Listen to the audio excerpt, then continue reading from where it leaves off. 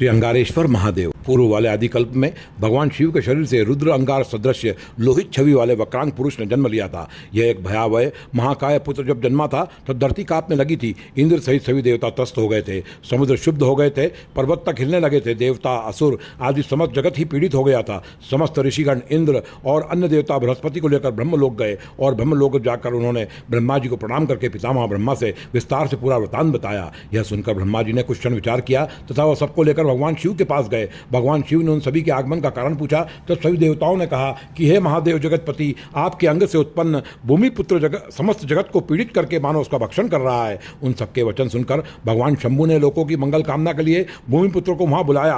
वह भूमि पुत्र तुरंत वहां आ गया और भगवान शिव को प्रणाम करके कहने लगा कि हे महादेव, मुझे क्या करना है, आप आदेश दीजिए। उसका कथन सुनकर भगवान शिव ने उससे कहा कि तुम संसार को पीड़ित मत करो, तुमने मेरे अंग से रजोगुण द्वारा जन्म लिया है, इसलिए तुम अंगारक कहे जाओगे।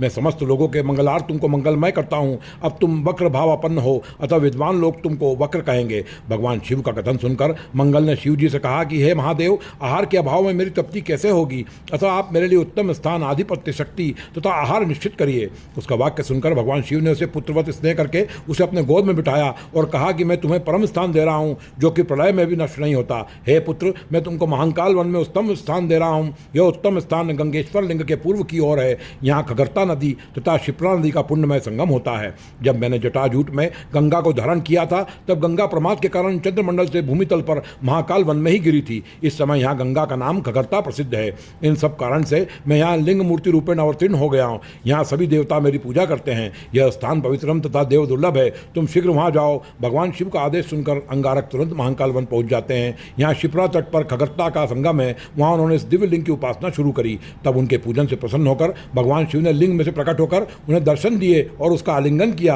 और पुत्रवत उसके मस्तक को भी सूंघा और उसे वंचित वर प्रदान करते हुए भगवान शिव ने कहा कि हे मंगल, तुमने भक्ति भाव के साथ मेरी पूजन की है एवं मेरी आज्ञा का पालन किया है, इसलिए मैं तुम्हारे ऊपर प्रसन्न हूँ। हे पुत्र, आज से यह लिंग तुम्हारे नाम यानी श्री अंगारेश्वर नाम से प्रसिद्ध हो जाएगा। मैं तुमको ग्रहगण का आधिपत्य तथा तृतीय स्थान प्रदान करता हूँ। इससे तुमको तृप्ति होगी। तुम ग्रहगण में अवस्थित होकर पूजित रहोगे।